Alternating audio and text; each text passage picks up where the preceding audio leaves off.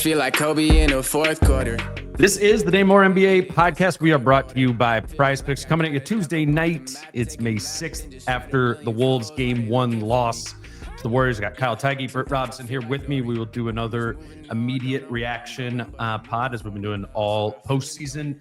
We'll get into everything from that game. But first, before we get started, I want to let you all know that there's no better way to celebrate whatever the hell just happened in that game than by doing a live show tomorrow. Me, Kyle, and Jim Peterson will be at Falling Knife Brewing Company Wednesday evening, May 7th. We'll do a 6 p.m. happy hour, and then 7 o'clock, me, Kyle, and Jim will do a live show. Unfortunately, no Britt, but Kyle, yeah, we'll have Jim. I think we did a live show last year when the vibes had kind of sunk a little bit, and it was literally the theme of it was like, let's bring back the vibes. So I talked to Jim after the game tonight. He's excited. I really do think what better person to have talk about being in playoff high leverage moments, facing adversity, than a guy who actually played in the NBA. So, and I know as Britt will attest to, like, that's the type of guy that you want to talk basketball with. And if you've never met Jim, this is a great opportunity to just come out and hang. Happy hour at 6, live show at 7. And Jim is the type of guy that, as we joke about, you put a quarter in and he'll speak for a while. So it's going to be a really good show. It's going to be nice outside, 75 degrees. Come over to Falling Knife around 6 o'clock. You don't have anything to chime in, Britt?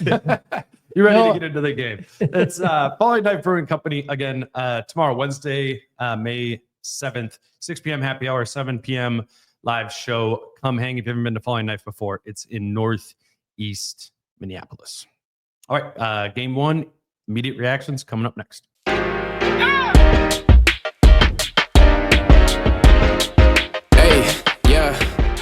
All right, you guys, start this one by talking about the Wolves offense in this game. They shot 0 for 15 from three-point range in the first half of this game, extending a bad trend from game 5 against the Lakers, where I believe they were 7 of 47 from 3. It was pretty unambiguously, Britt, the Wolves' worst offensive performance of the entire season. How do you go about kind of creating a blame pie for where the reason behind why the Wolves offense was so dismal in game 1? Well, to be honest with you, going into the post game, I just thought one of those things. I really did. I mean, I thought that they had open looks that they were missing. Kind of felt a lot similar to what we saw in game 5 against the Lakers. They won that game through a lot of different things: 2-point shooting and great defense. Sure, they had the defense. Certainly in the first half, I thought they really hustled hard and played really hard on defense and kept it in the game. Post game, listen to Chris Finch, listen to Mike Conley, two of the smarter people you ever want to talk to about organizing offense, and they were both really disappointed in interesting ways about this. And some of it was not making the extra pass, some of it was not moving without the ball. Some of the basics. But Conley said some really interesting things about it. Kind of fits my philosophy. So, of course, I think it's interesting that there's open shots, and then there are how those open shots are created and the teamwork involved and the rhythm involved. I thought that was interesting, too. A kick out, he said the easy play is the kick out if you get an open shot. It's one guy working hard and another guy shooting the ball. But the swing, everybody moving without the ball. And in retrospect, as I began to talk about that, we did not see a lot of off-ball movement. We did not see a lot of multiple pass to the open shot. We did not see a lot of shots in rhythm. We saw a lot of catch and shoots that were just slightly hurried because the Warriors are a great defensive team and they were closing out, and also because the Wolves were trying to get their footwork because they weren't set, because it was a 1-pass or a 2-pass play rather than a 4 or 5-pass play, which is when a guy has a time to get set. So I guess what I saw with the eye test, listening to it, and maybe I would have caught this when I see it again, but I was educated after the game. Yeah, I didn't see it to be bad luck, Kyle. I mean, I know they started 0 of 16 from 3, so there's an element of like, okay, a couple of those should have fallen in, but I would say it was different than the Lakers game. And at game 5, it was like, I can't believe that one didn't go in. I'm not sure of how many of those first 16 misses in tonight's game I was like, Oh yeah, that one felt like it should have been, it should have been good. Mike also helped me kind of sharpen my thinking on it too. He was just like, they weren't coming in the flow of things. Maybe it was a kick out, but it was like Ant would drive to the middle, Julius would drive to the middle, and it'd be like an over the head pass that DiVincenzo or whatever would have to snag from above and then get into a shot motion. I mean, I don't know. I guess feel free to disagree with that, but what did you make of them starting that bad from three? I think when you get 0 or 16, sure, there's probably a little bad luck in there. Right? Yeah. You know what I mean? Like as a gambler, the odds was like, all right, I'll bet on this next one. It's like that didn't go in either. I mean, I was just kind of looking at it long term over because I mean, if you watch them shoot from three tonight, you do hearken back to Game 5 against the Lakers when they shot that poorly. The difference between that game was kind of led by Rudy Gobert and his dominance in the paint, but also just like they did the little things, right? Like they attacked the glass, ton of offensive rebounds. Tonight, they didn't do any of the little stuff. So when they didn't hit a three, there was no second possession. It was just kind of like that was it. But I want to say this now because I think it's something that we're going to just dissect in this pod. Do you think one loss can mean more than just one loss in a 7-game series? Or is it just one loss, even if it's really, really that bad? But Dante is shooting 6 for 31 from three in the playoffs right now. That was before tonight. He was 6 for 31, right? Okay, maybe these totals haven't updated, but Nikhil's 5 for 23. Yeah, those are all not updated. Okay, yeah. Okay. Well, then that's even worse. And then Ant was 16 to 48. But the Dante numbers, he shot 42% last year in the playoffs for the Knicks. So to have those three guys and then come in tonight, if those numbers haven't updated, Ant 1 for 5 from three, Dante 1 for 7, and Nikhil gives you 14 minutes scoreless 0 for 2. So all those guys now are shooting sub 30, sub 20, in Nikhil's case, 12% from three. Well, that's on par with the rest of the team. So, I mean, it's not just one bad shooting night. Like we talked about the Rockets thing from years ago with Harden. Like it wasn't just one bad shooting night. This is a team now that really can't shoot from three. And to Britt's point or whatever you guys talked with Mike, like I didn't think it was all just great looks. Like I thought there was like a little rushedness to it. But I will say too, when they started missing them all, they got the yips again. And we've seen that now twice in 6 playoff games where if there's the looks that they didn't hit early, they got good looks, I thought. I mean, Dante had some great looks and they started turning those down. And that's when I think Chris Finch pulls out his hair. How much of it do you think was the Warriors defense, Britt? Probably close to half of it. I thought a lot of it was the Warriors defense. I got to tell you, I mean, when I did my playoff preview and rewatched most of the, to be honest with you, watched most of the Warrior wins. I didn't watch most of but I did in real time see a couple of the Warrior losses in that series. But really breaking down what I thought of that defense, they're legit. I mean, they had the best fewest points allowed per possession in the NBA in the 31 games after Jimmy Butler joined the team. Better than anybody. Yeah. And against Houston, in their 4 wins, they gave up 85, 93, 106, and 89. And they gave up 88 tonight. So they averaged 93.7 points allowed in their 4 victories against Houston. This is their formula.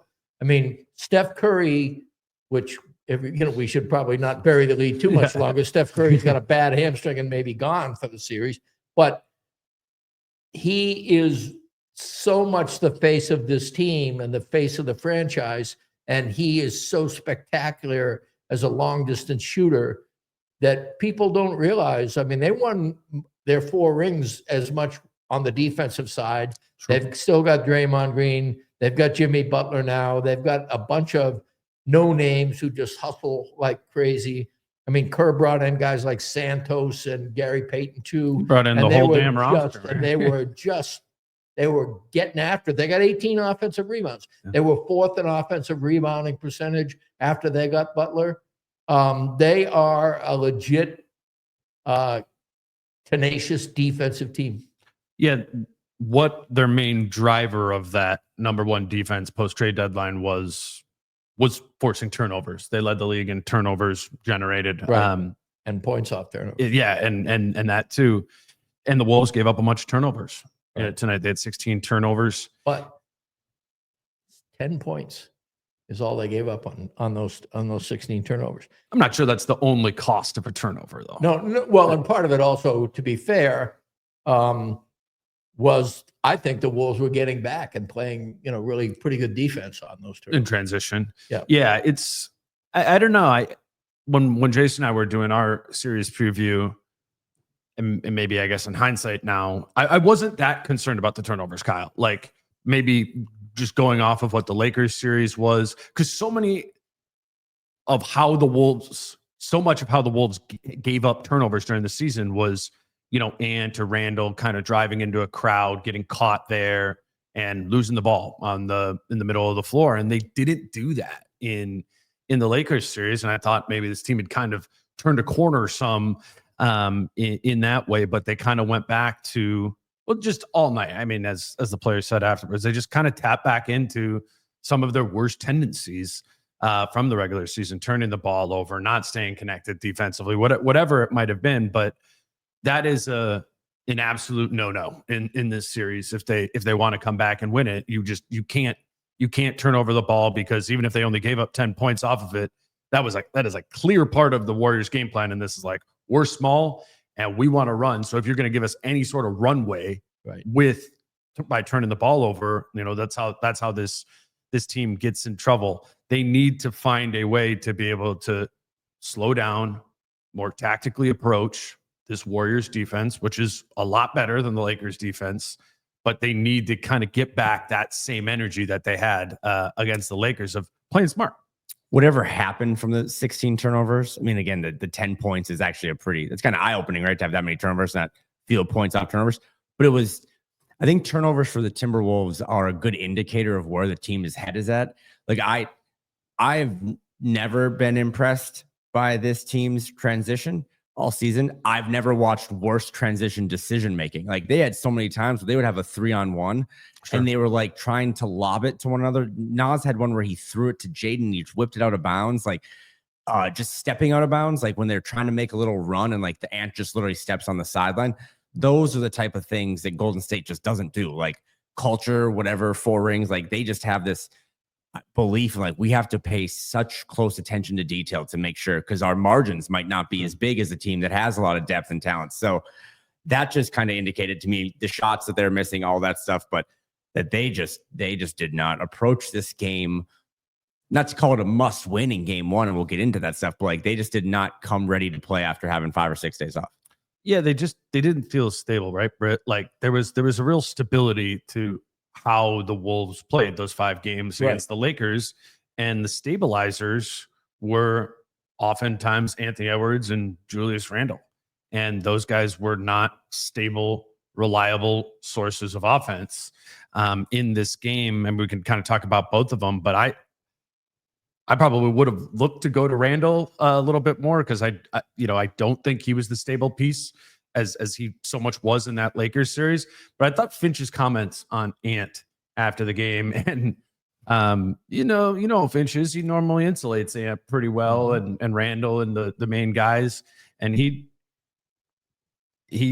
let Ant have it a little bit in the post game, and was frustrated with Ant as the leader's approach. Yeah, I mean, when he said his piece on Ant, and then he was asked about, basically, I think Chris Heim maybe asked him a question that gave him a little bit of an out on Ant. Yeah. And he doubled down and basically said, if you're asking me, do I have to ask my best player to play harder? Right. Then, I mean, it was just like, call it out, and I just think first of all, Chris Finch knows Ant and has Ant's loyalty.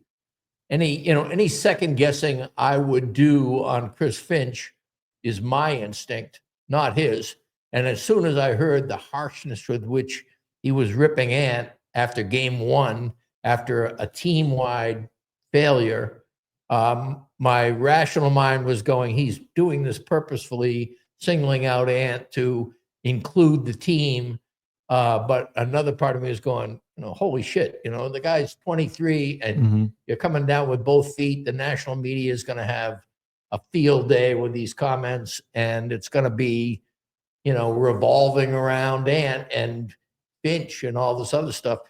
But when I think about it, Chris Finch and Anthony Edwards have an incredibly successful relationship over 4 years now. They know what they're doing.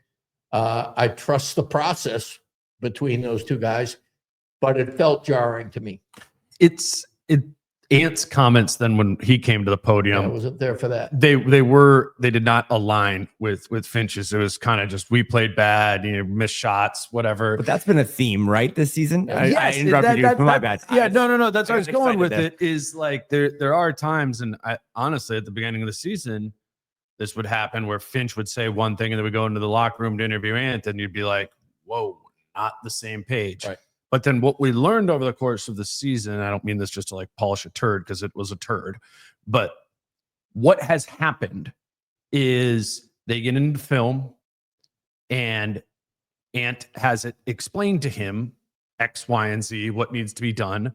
And then next time we talk to Ant, he's like, oh, I didn't do X, Y, and Z. And then oftentimes in the subsequent game, Ant does X, Y, and Z. So I think if you are maybe, like you said, Britt, the national media parachuting in, and you go, oh, man, these guys aren't on the same page. Finch just called out his best player. This is actually a pattern, Kyle, of what it's been all season, where when things go poorly, it's largely because Ant didn't play well.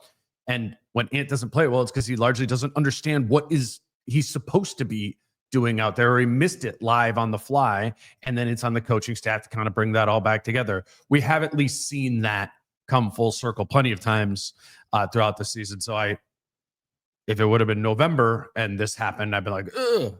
But I don't know. I've seen this happen 10 different times over the course of the season. That was another one of those Ant games too, where it wasn't like he was super vocal complaining about calls, but I had it written down 3 different times where it's like, he didn't get a call at the rim. He falls down. Mm-hmm. He decides to argue it rather than get right back. It's a 5-on-4 and the Warriors score. And it's like those little things that you should have known coming into this, that the Warriors were going to be, because you watched them do that for 7 games, or I guess 6.5 games, because they punted on game 5 against the Rockets. But like, they are going to pay really close attention to the details, and they're not going to give up big runs. I mean, Steve Kerr made more substitutions today, not just the fact that he played 13 guys. He set the record for like how many substitutions he made. He's just trying to micromanage the game. And I think the Wolves were just so not ready for that. And again, it kind of does start with Ant, because I think Finch used the word predetermined, like Ant predetermined how he was going to play. And when that didn't go his way in the first quarter and quarter and a half, it did kind of mean they scored 11 points in the second quarter. It kind of zapped everything. What was he predetermining though? Like, you needed to, did he know or think they were going to be guarding him in some sort of way? I guess I don't understand it, because what it looked like to me was like Ant had no idea what he didn't score his first bucket until 8 minutes and 2 seconds left in the third quarter. Mm-hmm. Like, so I didn't think it was a predetermined or this or that. He looked to me like he had no idea what he was doing and was not producing as a product of that. I think I can be able to parse this up. I think what happens is that Ant has an idea of what's going to happen, and when it doesn't happen, he gets stymied, gets confused. Yeah. And so I think what happens is he comes down. It's like the beginning of the Lakers series. Yeah. And you see it other times where Ant comes down and basically is there trying to figure out why what he expected isn't happening, and that pause slows everything down. And then as he initiates, he's not initiating with confidence, because it is that. And I think what Finch wants is for him to play the game, not the game plan. And, obviously hew to the game plan in terms of his concepts, but react to what the defense is giving you or not giving you. Get off the ball if it's confusing or whatever. I still maintain, I got to tell you, if this team hits its threes, I'm not saying they win the game, but the reason this team lost by 11 points was because they could not shoot to save their lives. They were +7 in points off turnovers. They were plus. But what about? But it's the process of generating those threes. Didn't we just establish that they weren't good threes? Yes, and that Ant wasn't generating those for him. I mean, there's the games when they make their threes, they look different than what this looked like. And I would agree with that. But I would also say that you have situations where you have that off a little bit and you still don't shoot 17% from deep. And if you shot 33% from deep, which is something they do fairly frequently, that's another dozen points. And I'm not saying therefore they win by a point. I'm saying that some of those threes that would go in otherwise, I guess what I'm saying is +7 points off turnovers, +24 points in the paint, +4 fast break points, -1 second chance points. The other stuff, what didn't happen, I think, is they missed shots on the one hand, agreed. The second thing is in the half-court defense, half-court offense, the Warriors were 26-12 assist-to-turnover ratio. The Wolves were 19-16. They both had the same number of baskets, 34. The Warriors had 18 threes. The Wolves had 5. Yeah. Yeah. Free throws were a wash. I think, again, the Warriors knew how they wanted to generate their offense, generate those threes, and we're doing it. I mean, if they wanted to get a three, they would run a dribble handoff. They would run a split action. The Wolves, when they generate, when the Wolves generated a three, it was got to the middle and flailingly kicked it out. I don't, and I'm not saying drive and kick offense isn't an important part of this team. We know that's an important part of this team.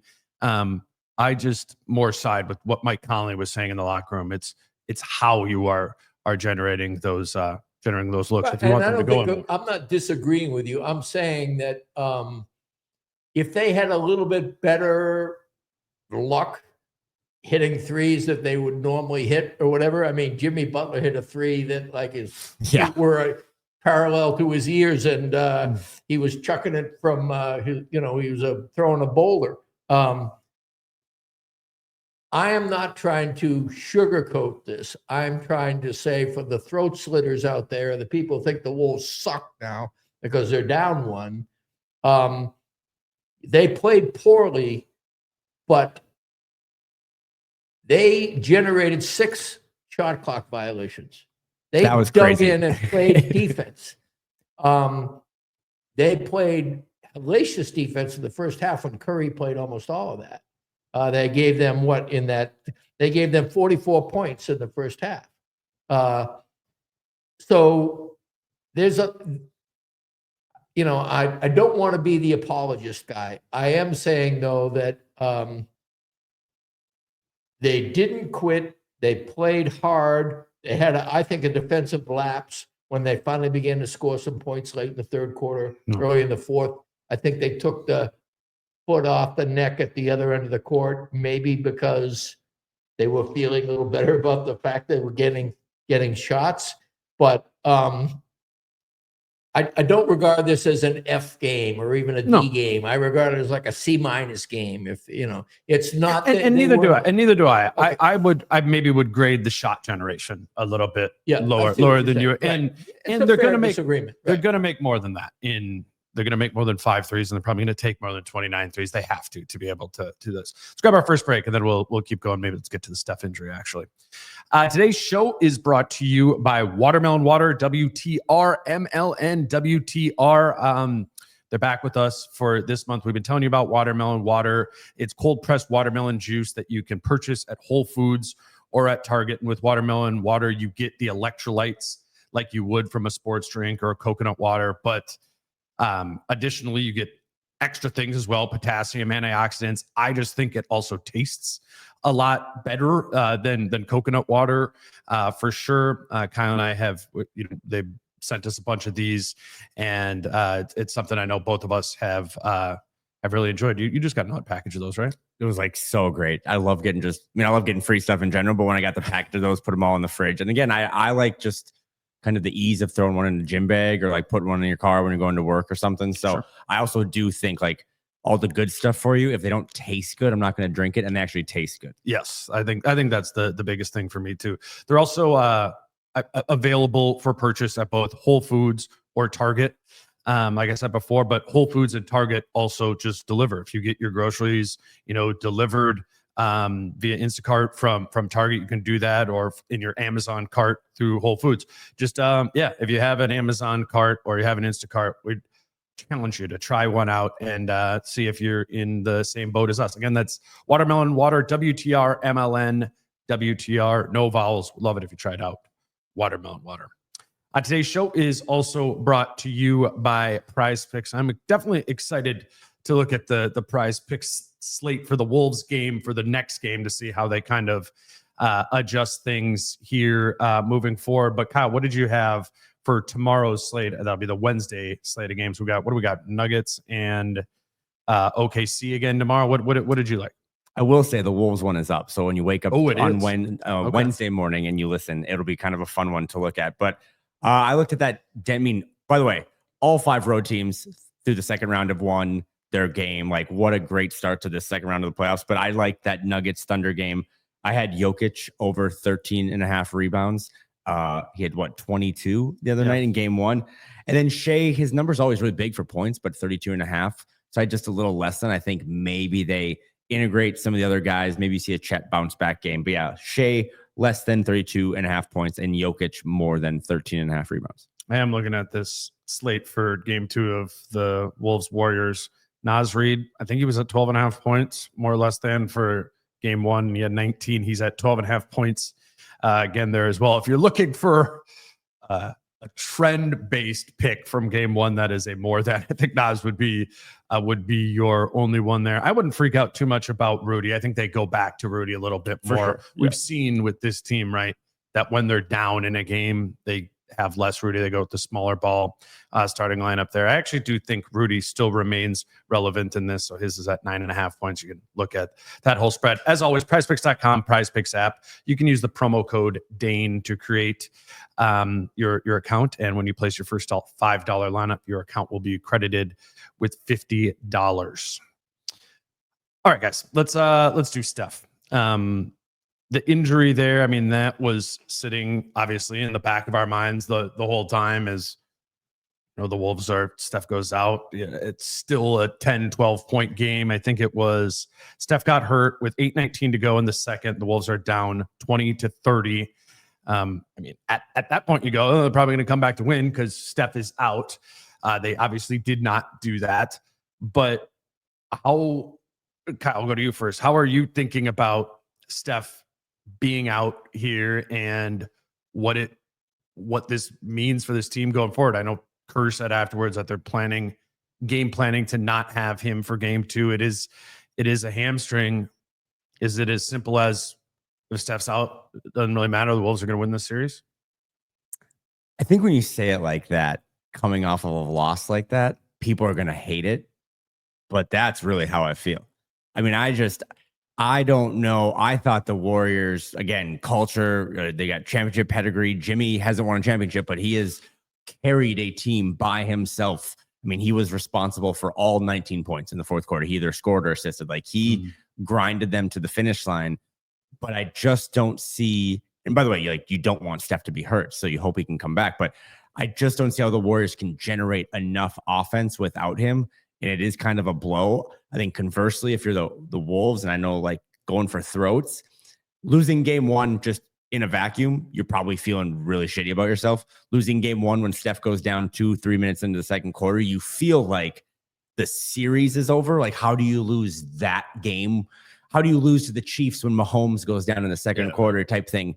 But I guess it kind of checks you about how do you feel? Like, does that feel like more than one loss, or is it still just one loss? Like, to me, in these playoffs, you watch enough of this stuff now, you got to get to 4, right? And that loss feels like this compounding snowball, but it is one loss.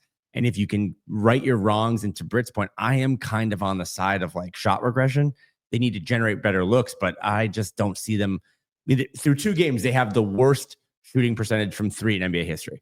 I do not bet on that happening again over a third game. And if you wake up Friday morning, we do another one of these pods, and the Wolves have tied up the series, I do think the pressure falls back on Golden State to be like, okay, how do we find 3 more wins without our best player? Britt, no Curry. Here's the thing about Curry. He is so much more of a complete player than he's given credit for. Oh, yeah. He has maybe Kyrie Irving. He has the best of the second best handle in the NBA. He is one of the best rebounding guards in the NBA, combo guard or shooting guard, point guard. He is good for 6 to 7 rebounds a game, almost every game he plays. He is an underrated defender. He gets back in transition. He puts his body in front of people as best he can. He's great at drawing fouls. His movement off the ball is a really underrated aspect of their offense because his gravity is so magnetic. So it isn't just that he'll kill you from 30 feet. At some point in time, you can count on not the Warriors surge, but the Curry surge, where he's going to hit 3 of 5 shots from Mars. And the next thing you know, that's 9 points in 2.5 minutes that you have to contend with. Right. That's a hell of a thing. Not to have any of that, I think, is devastating. On the other hand, you got to play the games. Yeah. And Jimmy Butler and the Golden State Warriors have been a great fit.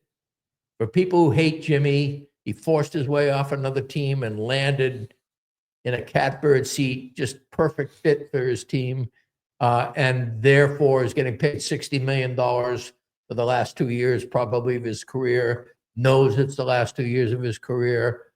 Of all the people on earth right now, Jimmy Butler is the guy that is feeling Curry's absence, but he is also the guy who is most capable of doing something about it.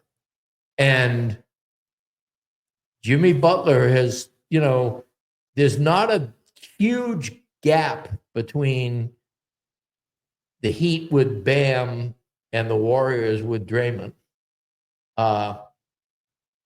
Do they have a tire hero? Maybe Buddy Hield. I don't know. I think that without Steph and with Butler suddenly as your alpha guy, they're obviously much worse. And I called the Wolves in 7 for this series before that. So I would say, yes, it's determinative, but I wouldn't be glib about it. I don't think that this Warriors team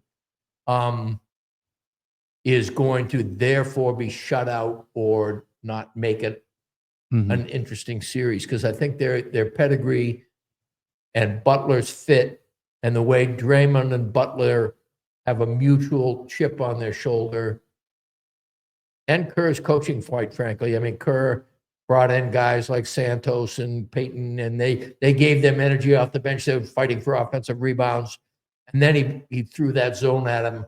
Right. And that, Finch said it was only 5 minutes. Those are really big 5 minutes. Oh, it was those 5 minutes. Yeah. And so Kerr's a great coach. Butler is a great leader if he has to be the one to step in. And Draymond Green, much as you might hate him, and as much as you might hate Butler, you shouldn't underestimate him. All that said, it's a long way of saying I agree with Kyle. I think you're going to lose if you don't have Steph Curry if the Timberwolves take care of business. You have something? Yeah, I mean, big picture, like 2 weeks from now, if they lose the series to a Steph-less Warriors team, we can talk about how that is a 10-alarm fire, and we can talk about how the changes that need to be made. But in this game, I just come out of it like you can factor in all these different things, but you are just down 1-0. And I know that sounds like spin or sugarcoating it, but it's really not. Like, you are just down 1-0, and you're probably facing, I think the best thing that can happen to this Timberwolves team is that they do play on Thursday, that they don't have an extra day off. Like, these guys probably just want to play basketball again.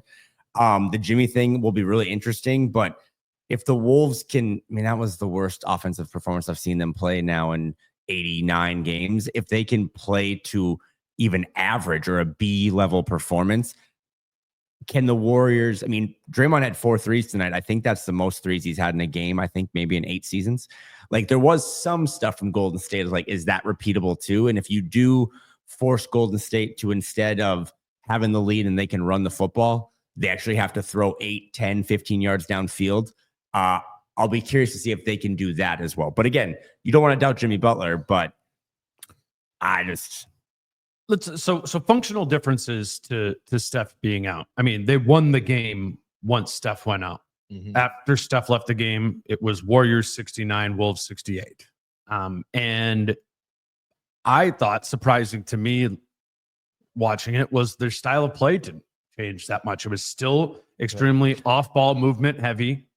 And they still looked like the Warriors. They were still finding 3-point shooters there. They were still playing through Jimmy. I was impressed, to be honest, by the way that they were able to play through it. The functional changes. Now Gary Payton starts. He starts the second half once he's out there, and I think we could anticipate that to be the shift that they would make if Curry is out for game 2 or however many games going forward. So now you have Payton on Ant. I think Gary Payton does a very good job on Anthony Edwards. Obviously, it's a win to have Steph Curry out, but that's a difference. They now will have a defense with more teeth to throw at Ant. I mean, Buddy Hield was his primary matchup to start the game when Steph was out there. I do think a real positive for the Wolves is it lets Jaden McDaniels free on defense. Right. And I'm not sure how much to me, watching the Lakers series when Jaden was guarding Luka, it was significantly more functional for the Wolves defense when Jaden was on him versus Nikhil or Dante or Ant. I'm not sure that's the same case with Jaden guarding Steph versus somebody else guarding Steph. So but it is a big difference if now Jaden's on Brandon Pajemski, because he doesn't have to be guarding Steph. That he can swallow that up. I think this empowers Jaden to be more of a defensive menace when Steph Curry's out there. He's just trying to kind of survive it. Right. Can I disagree a little bit? Only because I felt like in a really dumbed down version, when Steph went out, Steve Kerr just ran all the Steph plays for Buddy Hield, and no one is on more of a heater right now than Buddy Hield. And I think multiple times when the Wolves got it to within 12 with 9 in the fourth or within 9, just stop guarding Buddy Hield. They stopped guarding Buddy Hield. So I mean, I'm just like maybe throwing a devil's advocate of, does Jaden not just try to shut down Buddy Hield? Because I mean, again, I'm being like way too positive about a team that just played like shit for the Wolves. But yeah, Gary Payton's going to play. He's a 40% career 3-point shooter on 1.7 attempts. Like, they are going to lose volume. So can you now turn your attention, if Steph is out for a game or 2 games or a week, and just try to shut down the well that is Buddy Hield? Because Buddy Hield, despite his shooting performances, like, he's not going to move off ball like Steph does. So like, are you saying now, because the thing that is the most eye-opening to me, and this isn't where you were going, but like, they're getting really bad Nikhil minutes. Like, Nikhil was getting taken off the dribble tonight by Pat Spencer. So like, are you going to throw Nikhil at Buddy, or who is going to guard Buddy Hield? Because Buddy Hield right now is their most offensive weapon, and I wouldn't just completely write off it being Jaden.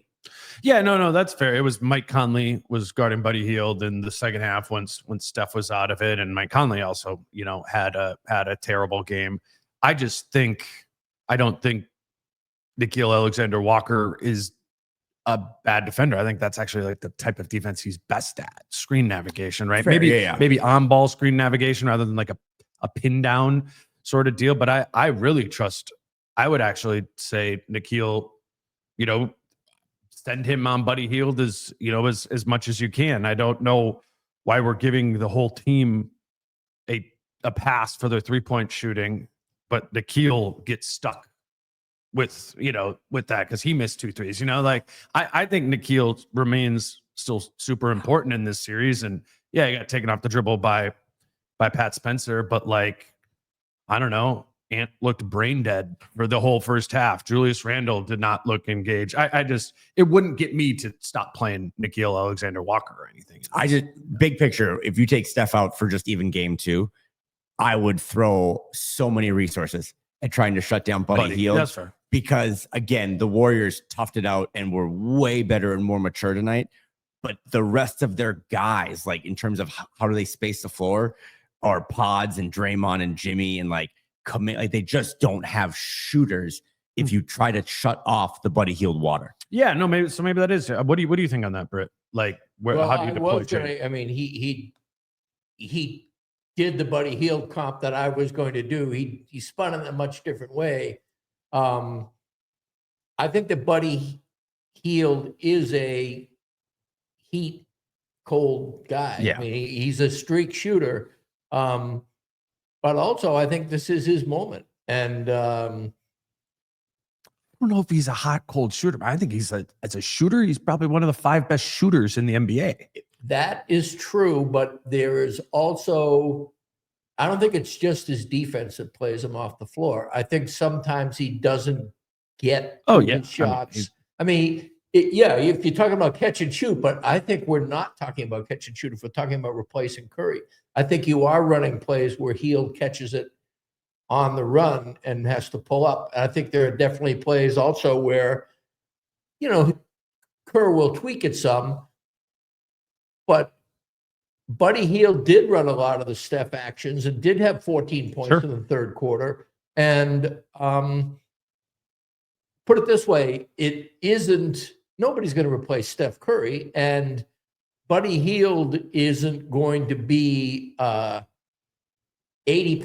of Curry, but he is an obvious option to play that role. Sure. And we're at the point now in the playoffs.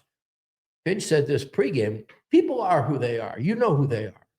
And the Warriors aren't going to aren't going to change tremendously.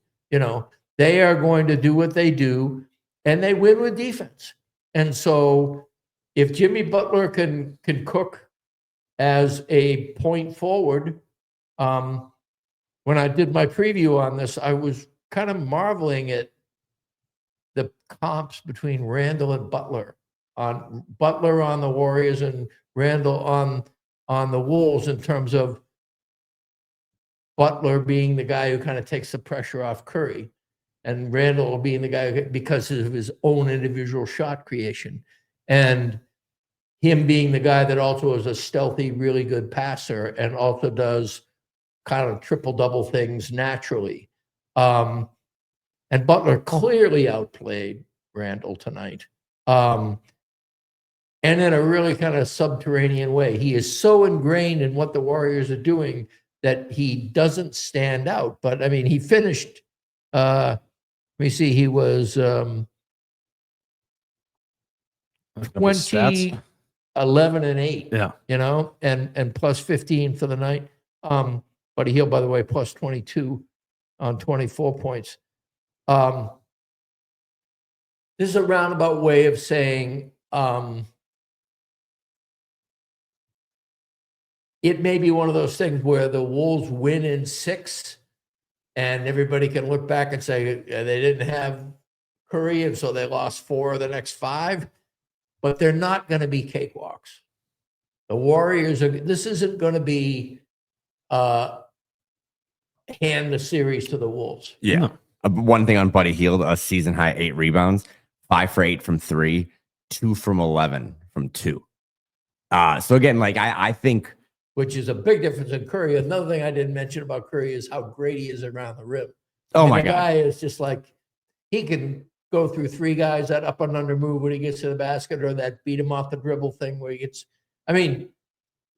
Stephen Curry is underrated.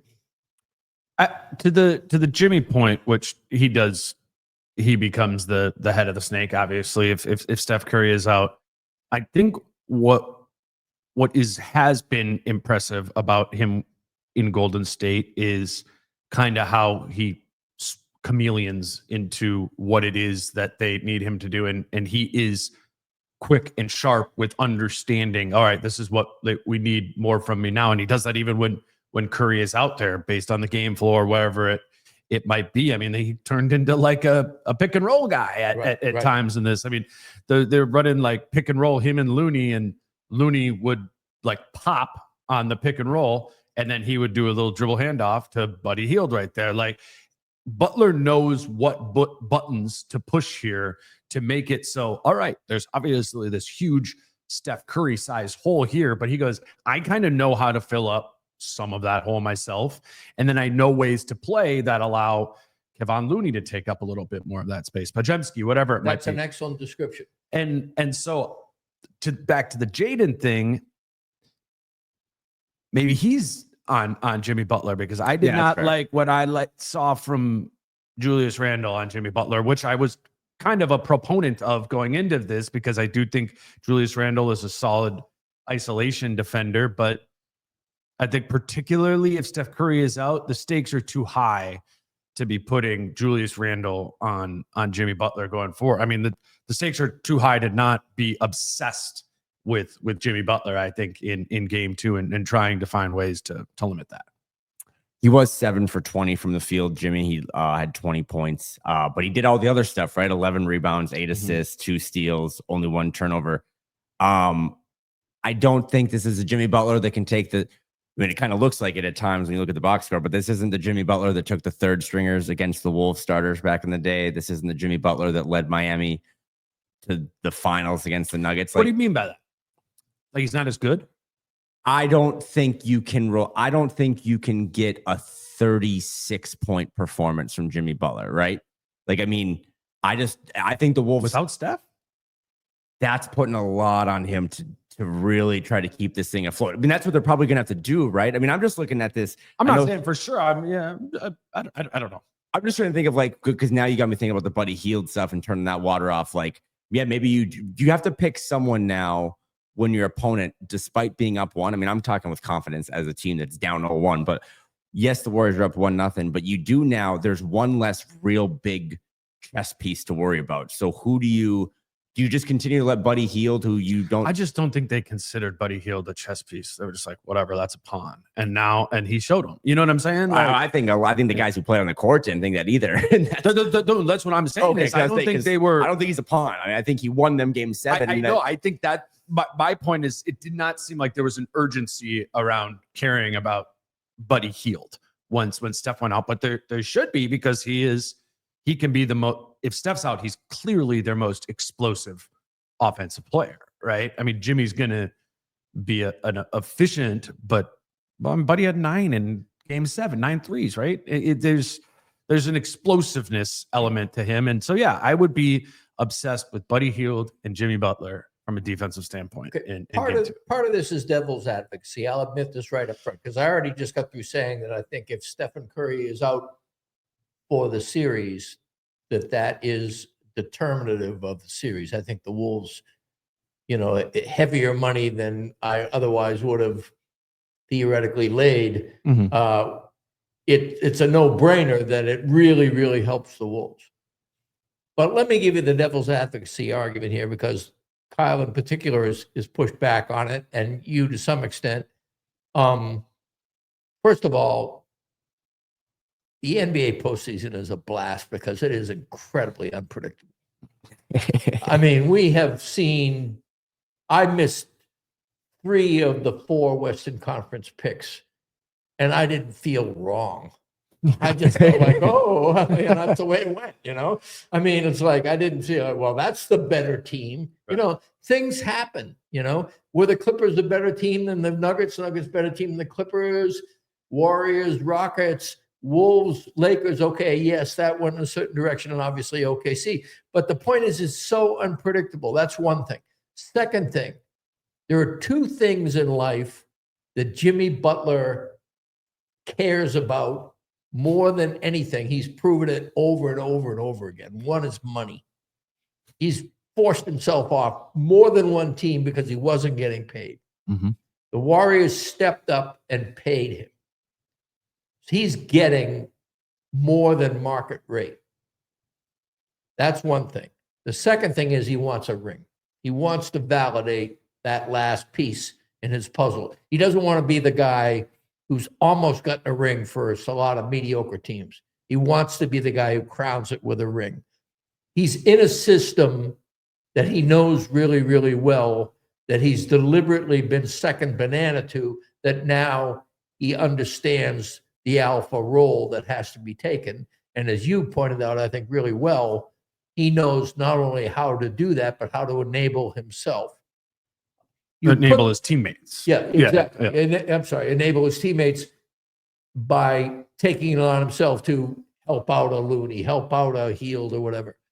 You add those things together and you add in the Wolves not ever having proven anything beyond the conference finals and laying an egg against Dallas when everybody thought that they were going to win that series, beating the Lakers and everybody was saying they were going to lose that series. The Wolves are not automatically predictive in the postseason either. And so you have this situation where there's a lot of fluid pieces. Does that make up for the fact that one of the best players in the NBA is, if he's out for the season, does that make up for it? No, it doesn't. Mm-hmm. But it makes it interesting. And I don't think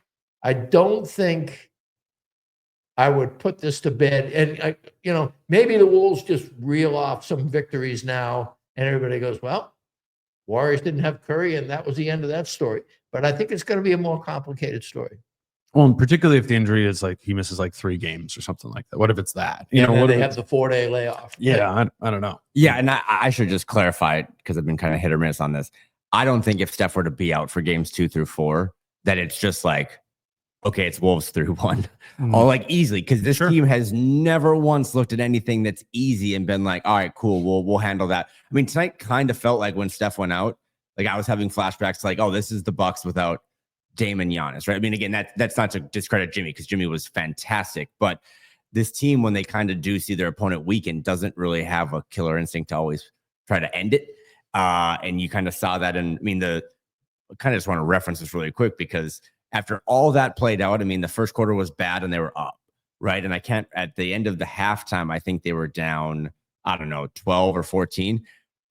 You kind of thought that, like, okay, there's no Steph. He's been ruled out. We're down 13 at half. Like, let's do something in the third quarter. And they gave up 36 points, right, without Steph. And they got outscored in the third quarter. So there is still some major question marks for them to answer. I think, in case you were trying to wrap it up, like, I thought Naz Reid had a really good. I do wanted to say about that third quarter. So what happened in the third, they pulled Rudy 3 minutes into the third quarter, or Finch pulled him 3 minutes into the third quarter. And then they went with that small group, Reid and Randall as the front court, and there's a deficit, you're to come back. But I asked Finch about that after the game, and he said it was because that group stopped playing defense, even when Rudy was out there. And I think that's just to win this series, Curry or not, like, the Wolves need to impose their size and not let the Warriors dictate what type of lineup the Wolves are needing to play. We saw some flashes of Rudy being imposing, around the basket on the offensive glass, and at times, imposing at the rim defensively. He was a big part of those shot clock violations that the Wolves created, but he was not a piece that Finch felt like, all right, I'm leaning into this. He played 26 minutes again. That sounds like the first couple of games of the Lakers series. And this team is best when it goes to the Naz at the 5 minutes as like second gear. Mm-hmm. And they can go back into first gear with Rudy. It can't be every game where one of the two, the Wolves are playing big look or the Wolves are playing small and fast look. The roster is created in this way, and that's a funky, hard thing to do. But you want to talk about winning the series, you want to talk about going to the Western Conference Finals, you want to talk about like aspirations beyond this. Like, this team can do that. Like, I mean, call spade a spade with these playoffs. Playoffs are weird, and there's a chance that a weird team goes to the NBA Finals. Yeah, and if the Wolves can take advantage of that, the only way the Wolves can take advantage of that is by being like the full flower of what their roster is. And the full flower of what their roster is not just like, oh yeah, here's a run led by Naz Reid. Yes, that's great. They need that. But if they do not have like the physically imposing offense and defensive side of their identity, then there's a limit to what they can be. You just got me thinking, and I'll throw it to Britt, but like, hey, this is a weird playoff. Some random team could make the finals. Yeah, like the 8 seed Miami Heat that were led by Jimmy Butler 2 years ago. Right. Yeah. Or the Pacers, maybe. Yeah. I just feel like when it comes to Finch saying what he said, if you had 5 minutes with him on his own and you said, really, you pulled Rudy because defense wasn't there? Yeah, that's true. You know, I just feel like he wanted to get that in there, like, hey, Rudy wasn't playing great defense. I think is kind of what he wanted to say, rather than I pulled him. Mm-hmm. You know, I think Finch was looking for catalysts and to, you know, And Naz was a catalyst. I mean, Naz is the only guy who had a great game. You know, and Kyle's point, he said, before we end this, we need to talk about Naz. We do. He was the most comfortable offensive player on the board by far. By far. He was incredibly frustrated by the whistle tonight, a little bit too much so, but he did not get a great whistle. But when it came to offense, I mean, I told you, if I said it once, I said it 3 or 4 times. You want to break this 3-point spell, run a play for Naz. And you were saying, well, they're in a 1-3-1. I'm saying, yeah, well, okay, we'll tilt the floor so that Naz gets an open look on the weak side or whatever. Mhm. But find a way to get Naz an open 3. He did not take a 3, I don't think, in the first half. If he did, he maybe took 1. And it was baffling to me, a team where everybody else seemed to miss, where Naz wasn't shooting him. And I think he was shooting. He wasn't making it. Just nobody was making it. no. In the first half, you look at the first half box. I will tell you that I got it right here. Okay. I mean, maybe I'm wrong. Naz Reid, yeah, he shot only one in the first half, and was 3 or 4 Over otherwise or something, 15 right? is I mean, crazy. it was just bizarre. And as it turned out, Naz wound up with over half the team's threes yeah, right. by himself. You know, he was 3 for 7. The rest of the team was 2 for 22. It was a wrestling, like, you know, like a pop when a guy comes out. It was a wrestling pop when Naz hit that 3 to start the third quarter. So, you know, back to Rudy, I think he put in Naz because he wanted to hit a goddamn 3. Yeah, that's fair. And they were down. I mean, that pattern. I don't dislike that pattern of when they're down, you know, keep going with offense. They closed with Naz at the 5 in the Lakers series for clutch time, but it was because in those clutch time situations, the Wolves actually entered down at that point. It was anybody who did not think that was the right decision at the time wasn't watching the game. Yeah, 100%. 100%. And in this case, it was like there wasn't clear paths to decisions. There was how do we dissolve the funk? Right.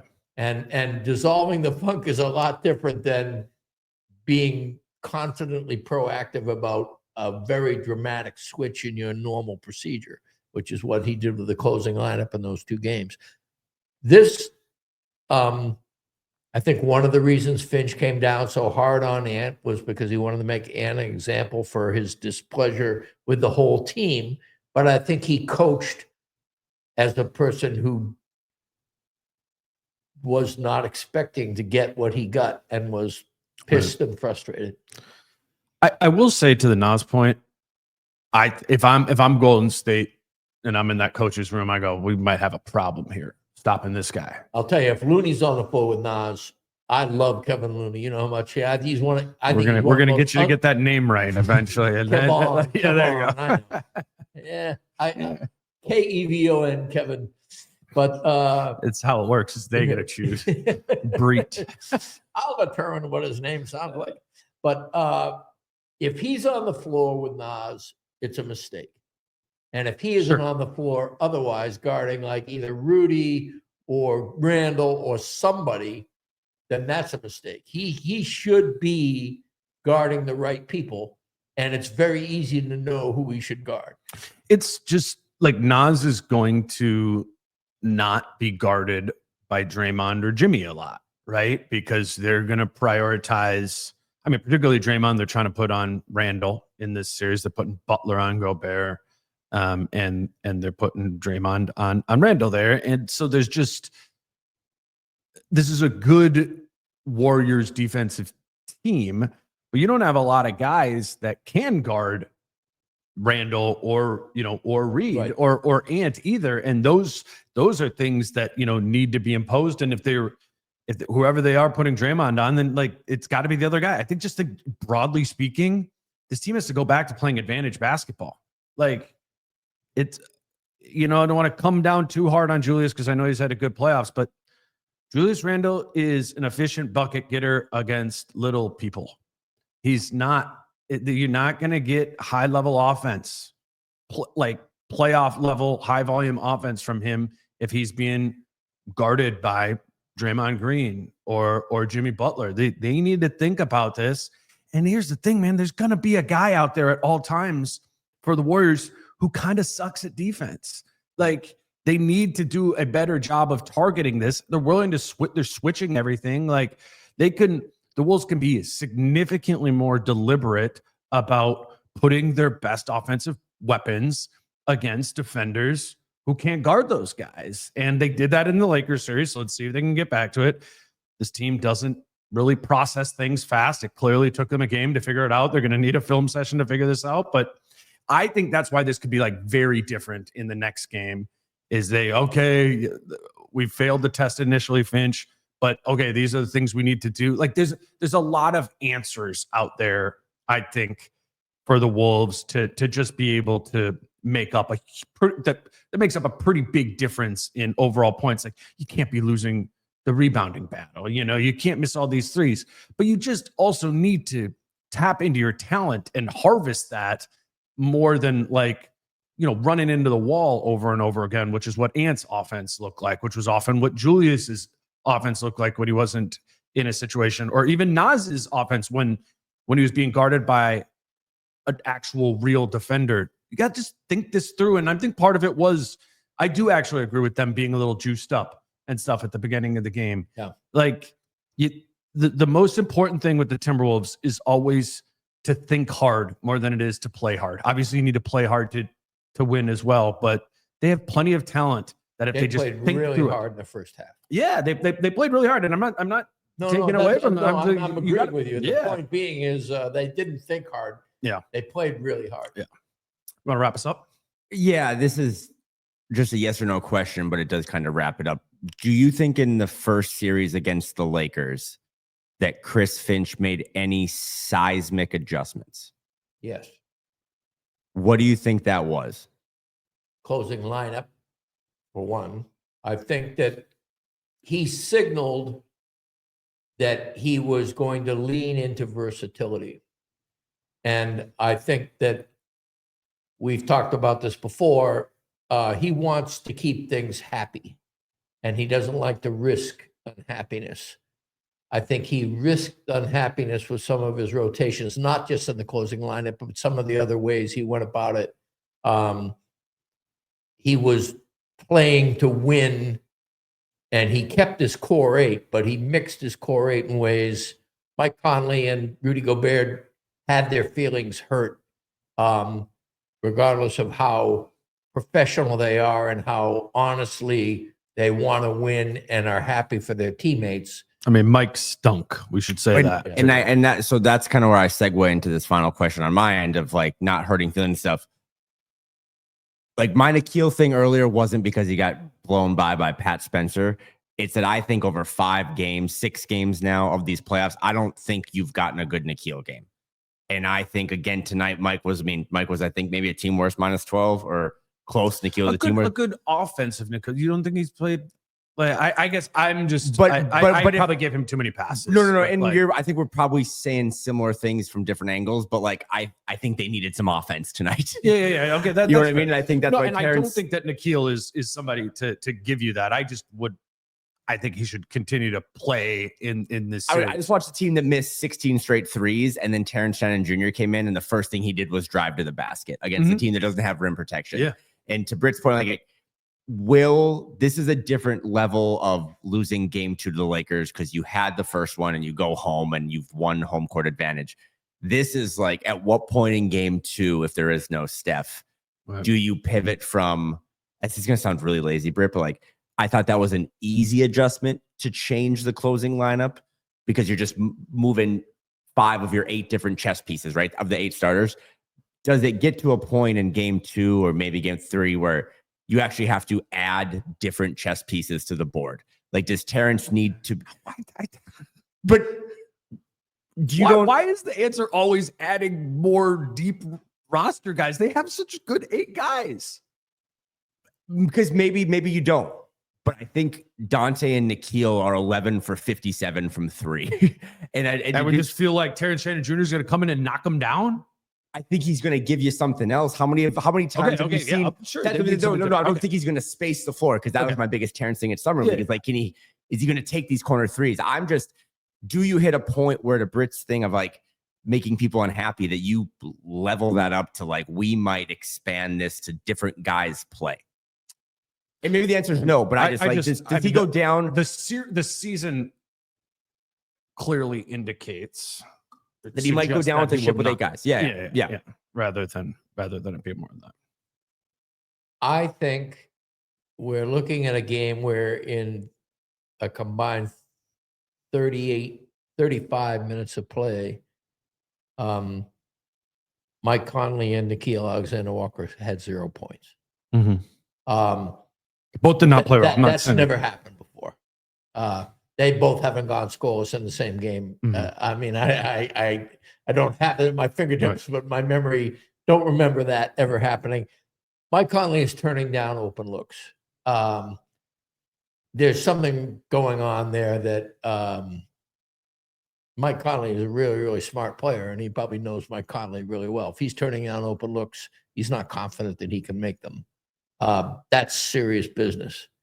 Nikhil Alexander-Walker is probably inwardly struggling more than he'd want to admit. He's had a fantastic season, and one of the ways he's made himself have a fantastic season is by sustaining his confidence through hard times. If I'm Chris Finch, before I pull the lever on Shannon, Jalen Clark, Rob Dillingham, I would tell Mike Conley he needs to shoot the fucking ball. And that is also a good adjustment. I like that. Make or miss. You got to start trying those open threes. And then I would say to Nikhil, get ready. Because if Mike's missing, you're going to have to be more of a point guard, and you're going to have to run this offense. You're going to have to put the pace in the game, and you're going to have to defend, in a different way. You can't have a simple spin move by the 11th man on the roster undress you in front of everybody. Yeah. But I think that what you want to do is, rather than reach for your bench, I think the way he gave Ant tough love tonight in private, both Conley and Na deserve some real tough love. We will see. Game 2 on Thursday. He's Britt. You can follow him on Twitter at Britt Robson, and Kyle is at Kyle Theige. Come join us at Falling Knife Brewing Company in Northeast Minneapolis, and we will continue talking through this series. Until then, he's Kyle. He's Britt. I'm Dane. Peace out. How I'm feeling, man, I hope it never stop, yeah. Green and hot so you can find me in the crowd, yeah. Don't let standards ever bring you down, yeah.